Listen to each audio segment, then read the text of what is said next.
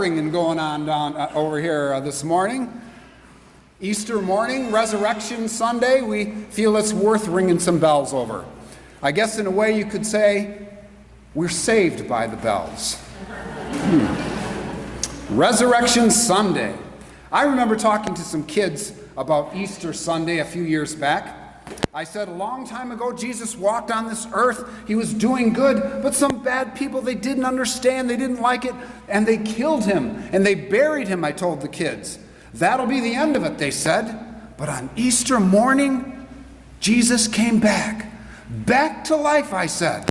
And my 4-year-old son piped up from behind. So how does that work, Dad? Faith of a child. Which was better than the other kid who said, yes, and Jesus saw his shadow and went back into the cave for 6 more weeks.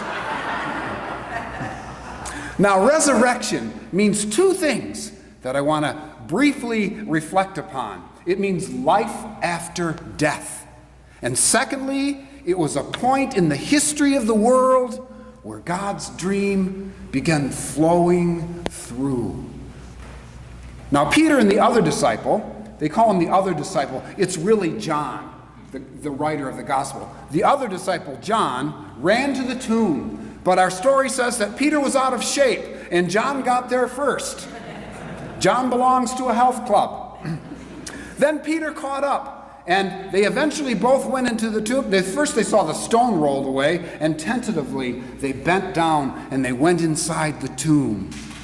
Tales of the crypt, and what a tale it is. It was empty. Didn't see that coming, did they? It was empty. And they saw the linen wrappings lying there. That's what the gospel says. It says it 3 times. When anything is mentioned 3 times in a Bible reading, it usually means it's important. They saw the linen wrappings. They were the clothes for Jesus' body, lying there where the body had been. And it's remarkable. The whole point of mentioning it and describing it is that the grave clothes did not look as if they had been put off or taken off.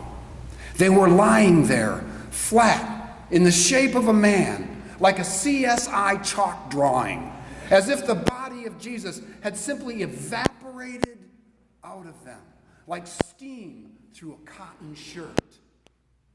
Biblical scholars have a technical phrase for this. It's cool beans. And suddenly, John, the gospel writer, he sees this, the empty tomb, he sees the clothes, and the sight of everything he sees begins to penetrate his mind. John, the writer of our gospel, remembered what Jesus had said, and he realized what had happened. It was resurrection. And he believed, it says. Life is enormous. The rules for life and death have been rewritten on that day. This earthly existence is just the first stage. No matter where we find ourselves, no matter how tough it gets, no matter how messy things are, life wins. We have to remember that just 3 days ago, the disciples stood in that place where Jesus hung on the cross. They lived the nightmare. They had witnessed this pure, divine, the light of the world snuffed out, nailed on a cross, dead. What else could they feel but despair?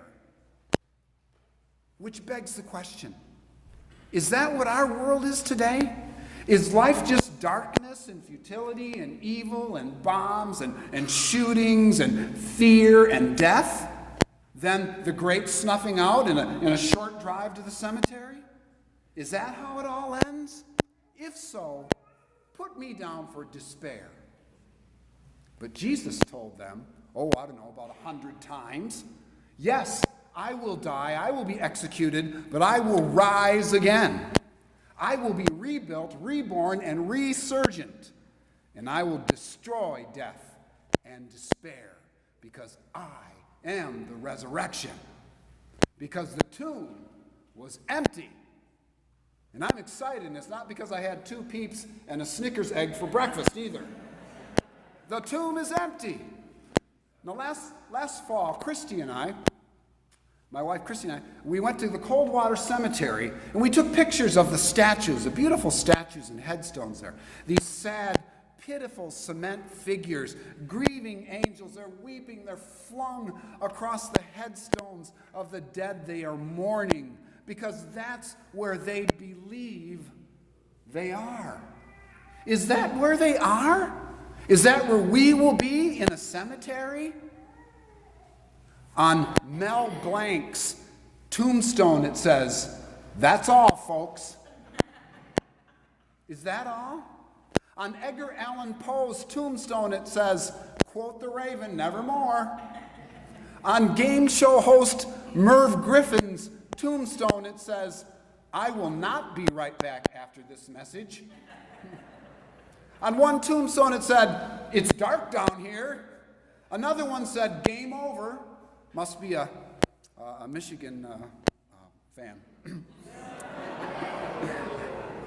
On Rodney Dangerfield's tombstone, protruding out of the ground in the cemetery, it says, "There goes the neighborhood." Here lies Amadeus Mozart, decomposing. But what does it say on Jesus' tombstone? It says empty. It says vacancy. It says he's not here. It says in neon flashing lights, risen, resurrection. The tomb, the gravesite, is a symbolic doorway, a portal into eternity. Our bodies may die, but our spirits live on. Jesus showed us this, affirming that death is not the end, it's just a change of address. And it's a big deal to us if we've suffered the loss of someone we love. Early, dark in the morning, Mary expected to see a large stone blocking the doorway of death, but it was gone. The stone was removed. You see, the stone wasn't rolled away so Jesus could get out.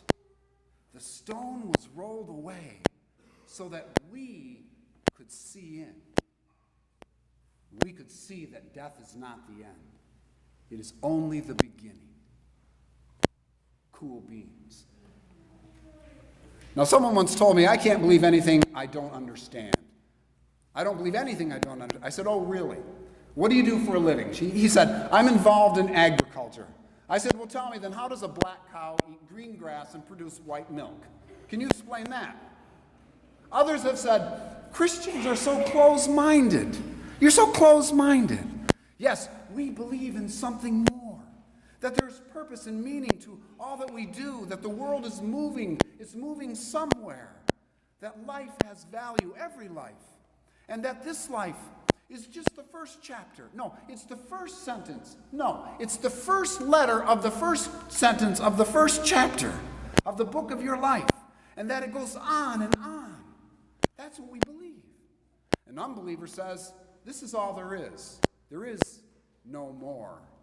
Whatever you do, it's just a random act. It's not really significant, and that death is the big period to life.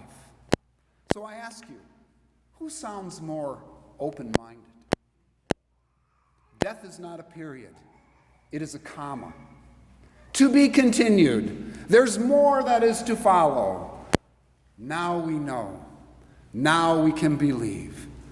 God has claimed the world for himself in that point in history. His dream for the world broke through. It poured upon us, and it replaces the nightmare that we have made this world into. Now everything matters. How we treat this planet, how we live our lives, the things we do, the things we say, a kind word, an act of compassion, even our struggles, even our hurts, they all matter. Because this world and the next world are seamlessly woven together into one. Heaven and earth are one. mortal and immortal, physical and spiritual, secular and sacred. It is all one. This is God's dream. Nations will beat their swords into plowshares. The wolf will lie down with the lamb. Do you hear the symbolism? There will be peace on earth, all the earth, goodwill among people, all people. And it sounds nuts. It's crazy. But we are to make this happen. We are to work to make that change happen, one neighborhood at a time. Sign me up for that. That's something I could give my life to. That is Easter.